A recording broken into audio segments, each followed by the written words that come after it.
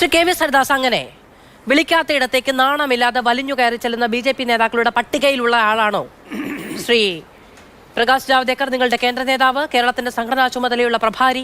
അങ്ങനെയാണോ ഇ.പിയുടെ വീട്ടിലേക്ക് ചെന്നു കയറിയത് പ്രകാശ് ജാവ്ദേക്കർ?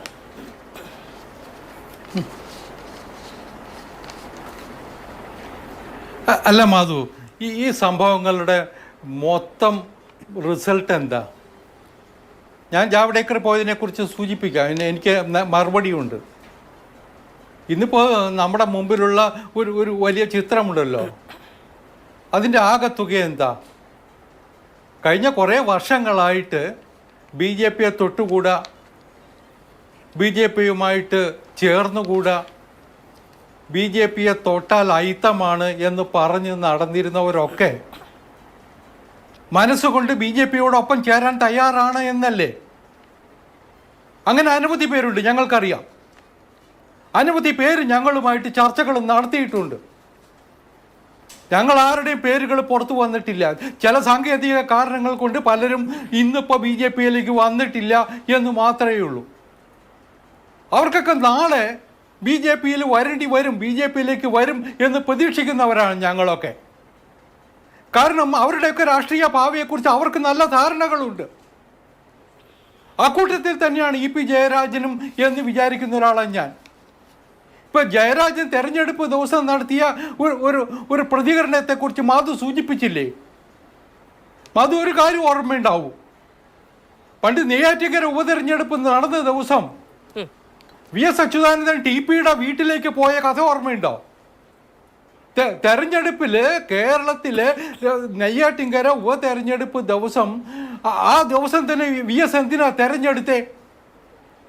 അപ്പോൾ നമ്മൾ ഇ.പിയെ കുറിച്ച് പറയുമ്പോൾ നിഷ്കളങ്കനാണ്, അല്ലെങ്കിൽ ഒരു രാഷ്ട്രീയ ബോധമില്ലാത്ത നേതാവാണ് എന്നൊന്നും അടച്ചാക്ഷേപിച്ചുകൂടാ. എത്ര പാരമ്പര്യമുള്ള കമ്മ്യൂണിസ്റ്റ് നേതാവാണ് അദ്ദേഹം. കേരളത്തിൽ നിന്ന് സിയിലുള്ള നേതാക്കന്മാരിൽ ഏറ്റവും മുതിർന്ന നേതാക്കന്മാരുടെ ഒരാളല്ലേ അദ്ദേഹം. അദ്ദേഹത്തിന് മനസ്സിൽ വിഷമങ്ങളുണ്ട്. അത് അദ്ദേഹം പലതവണ പല മേഖലകളിൽ പ്രകടിപ്പിച്ചിട്ടില്ലേ? അദ്ദേഹത്തെ പോലുള്ള ഒരാൾ ബി.ജെ.പിയുമായിട്ട് ചർച്ച നടത്താൻ തയ്യാറായിട്ടുണ്ടെങ്കിൽ അതിൽ രാഷ്ട്രീയമില്ല എന്ന് ചിലപ്പോൾ ഇന്നത്തെ സാഹചര്യത്തിൽ അദ്ദേഹത്തിന് പറയേണ്ടി വരുമായിരിക്കും. പക്ഷെ രാഷ്ട്രീയമില്ലാതെ രാഷ്ട്രീയ നേതാക്കന്മാർ തമ്മിൽ ചർച്ച നടത്താറില്ല മാധു. പക്ഷെ ഞങ്ങൾക്കൊരു കാര്യമുണ്ട്. ഞങ്ങളുമായിട്ട് ചർച്ച നടത്തുന്നവരുടെ പേരുകൾ ഞങ്ങൾ ഒരിക്കലും പുറത്തു പറയാറില്ല. അതിന് കാരണമുണ്ട്. ഇവരൊക്കെ നാളുകളിൽ, ഇന്നല്ലെങ്കിൽ നാളെ ഞങ്ങളുടെ കൂടെ വരേണ്ടവരാണ്. അവർക്ക് വന്നേ തീരൂ. ഇന്ത്യൻ രാഷ്ട്രീയത്തിൽ ഞങ്ങളുടെ പ്രസ്ഥാനത്തെ വളർത്തിയത് അങ്ങനെ തന്നെയാണ്.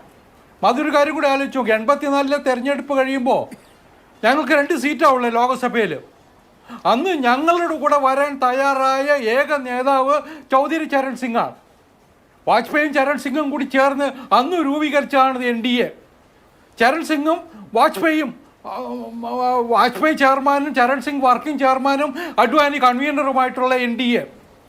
പിന്നീട് ഞങ്ങളുടെ കൂടെ ഒരു പാർട്ടി വരുന്നത് 95-ൽ ശിവസേനയാണ്. ബാലാസാഹേബ് താക്കറയുടെ ശിവസേന. പിന്നെ 96-ൽ അകാലിദൾ വരുന്നു. അപ്പം ഞങ്ങളുടെ രാഷ്ട്രീയ ചരിത്രത്തിൽ ഞങ്ങൾ ഈ വിവിധ കക്ഷികളിൽപ്പെട്ട ആൾക്കാരെ, വിവിധ നേതാക്കന്മാരെ ഞങ്ങൾ കൂടെ നിർത്തിയിട്ടുണ്ട്. ജനസ്വാധീനം ഉള്ളവരുണ്ട്, ഇല്ലാത്തവരുണ്ട്. പക്ഷെ ഞങ്ങളുടെ കൂടെ വന്നവരെ ആരെയും ഞങ്ങൾ ദ്രോഹിച്ചിട്ടില്ല. ഞങ്ങൾ സംരക്ഷിച്ചിട്ടുണ്ട്, ഞങ്ങൾ ചേർത്ത് നിർത്തിയിട്ടുണ്ട്. അത് ഞങ്ങളുടെ രാഷ്ട്രീയ സംസ്കാരമാണ്. പക്ഷെ ഒരു കാര്യം കൂടിയുണ്ട്. ഞങ്ങളുടെ കൂടെ വരുന്നവർ ഞങ്ങളുടെ കണ്ടീഷൻസ് അനുസരിച്ചാണ് വരേണ്ടത്.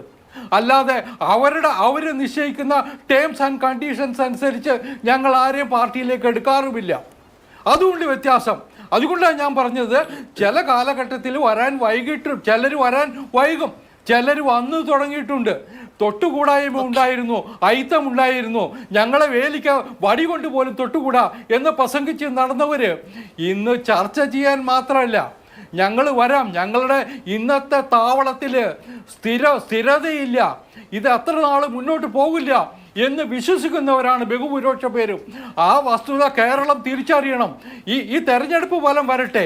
ജൂൺ 4 കഴിയട്ടെ. ശരി, കൂടെ വരുന്നവരെ സംരക്ഷിക്കും എന്നതടക്കമുള്ള പരാമർശം മറ്റൊരു വിഷയമോ മറ്റൊരു ചർച്ചയായിരുന്നെങ്കിൽ എന്തൊക്കെ ഉപചോദ്യങ്ങൾ ഉണ്ടാകുമായിരുന്നു. പക്ഷേ ഈ ചോദ്യങ്ങൾക്ക് മറുപടി പറയേണ്ടത് LDF-ഉം അതിന്റെ സംഘടനാ സംവിധാനവുമാണ് എന്ന് ആർക്കാണ് അറിയാൻ കഴിയാത്തത്? ഞാൻ അങ്ങിലേക്ക് വരാം.